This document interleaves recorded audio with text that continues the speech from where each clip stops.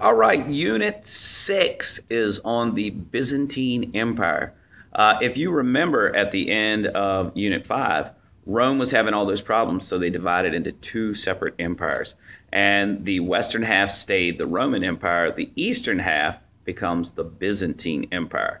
And this empire is really, really important for several reasons. One is that they keep alive the ideas of the Greeks and Romans and in their art, architecture, their law codes, everything. And then the second is they have a tremendous influence on the rest of the people in the eastern part of Europe and the Slavic region of Russia. And lastly, they have an important leader named Justinian that we're going to talk about in this video. And by All right, here is the video for Unit 6, Part 1. This is the Byzantine Empire. And in all likelihood, this is going to be the only video. Here's the SOL talking about the Byzantine Empire and Russia from 300 to 1000 AD. We want to talk about why they picked Constantinople as the capital of the Eastern Empire. We want to identify Justinian and what his contributions were, including the Justinian's Code, and describe how the expansion of the Byzantine Empire and their economy were related to the actions of Justinian. All right, and we also want to characterize Byzantine art and architecture and how they preserved Greek and Roman traditions. We also want to explain the disputes that led to a split between the Roman Catholic Church and the Greek Orthodox Church. And then we're going to talk about how the Byzantines' trade routes had a huge, huge influence on Russia and Eastern Europe. Okay, so first let's talk about the location of Constantinople. First off, it was protected from the protection of the eastern frontier. In other words, it was far away from Rome. And remember that Rome was invaded over and over again by Germanic tribes. Well, one way to get rid of that is to move your capital to another location far away. And that was the thought of picking Constantinople. Also, it was on the eastern frontier, which meant it was at the eastern part of the empire. And obviously, it was far away from their Germanic invasions. It was also in a great trade location for some of the other places that the Roman Empire had contact with. And it was at a crossroads for trade.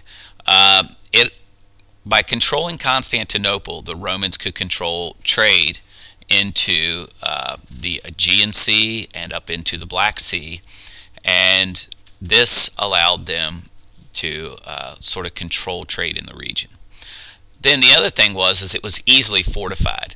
It was surrounded by water on three sides, and its peninsula was perfect for natural harbors. It allowed access into river trade routes into other seas, and it was just a very good strategic location for the Romans to establish the capital. They had a triple wall on the one side that was exposed to land. Okay, so remember that Constantinople will become the capital of the Byzantine Empire. And it will rule the eastern half until the Ottoman Turks come in and conquer it. And that's going to be a long ways off. Probably its biggest role is it's going to preserve the culture of both Rome and Greece. Greco-Roman culture is survived mainly because Constantinople kept many of their ideas and works in place. And it's also going to be the center of trade. They're going to control the movement from the Mediterranean Black Sea, so many different cultures and people will be exposed to those Greek and Roman ideas through the trade of the Byzantine Empire. All right, so now on your notes, I want you to create a theory as to why Constantinople was a great location for the capital of the Byzantine Empire, and you're going to put that right there. Okay, so let's talk about Christianity in the Byzantine Empire versus the Roman Catholic Empire, and especially the Eastern Church, which was known as the Eastern Orthodox Church, and the Western Church, which was known as the Roman Catholic Church. In the Eastern Church, remember, it's centered in Constantinople. The Western Church is centered in Rome.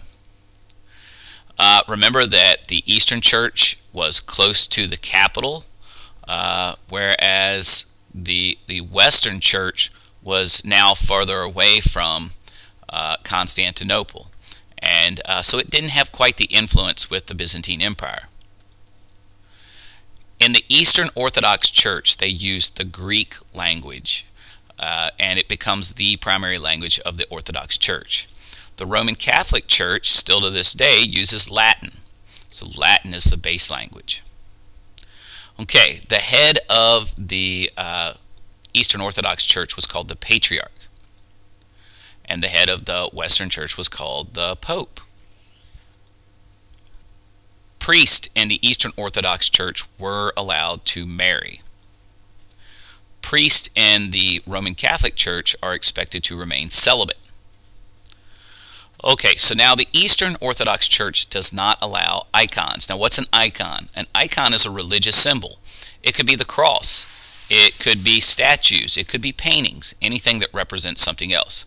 We think of an icon as on the computer, but remember that little symbol on the computer represents a program.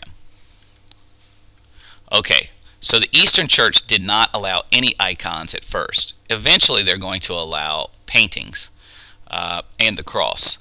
And then, of course, the Western Church will, sort of allow all icons. All right, now, and I said later paintings, okay. Two of the most famous missionaries for the Eastern Church are going to be Cyril and Methodius, who will create an alphabet called the Cyrillic alphabet, which will allow the Russian people to convert to Christianity as well. Now, what did they have in common? Both were Christianity. Both used the Bible as their primary source or authority on the religion.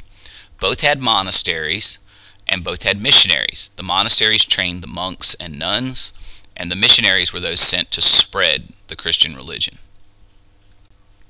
Okay, so what leads the churches to be divided?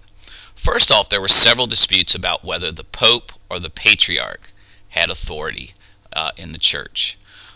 In the East, the Patriarch was seen as having all the authority, even though the Catholic Church was saying, hey, wait, the Pope should be making all these decisions.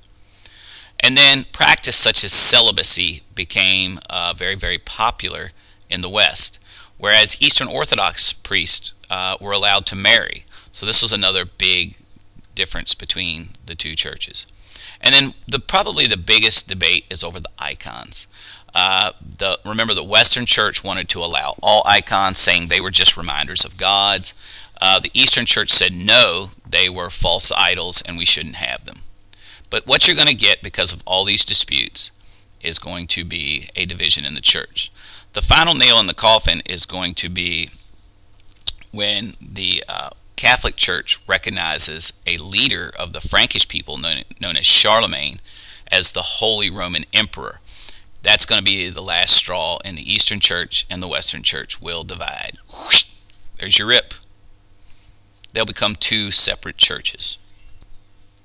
Okay, so on your notes, you can go back in the video or whatever you need to do, but fill in all the likes and differences of the Roman Catholic and Eastern Orthodox Church on your notes in this Venn diagram. Okay, so who was the most famous ruler of the Byzantine Empire? That was a guy named Justinian. Now, Justinian came to be the emperor much later in life than most emperors during this time period. He was like 44 years old.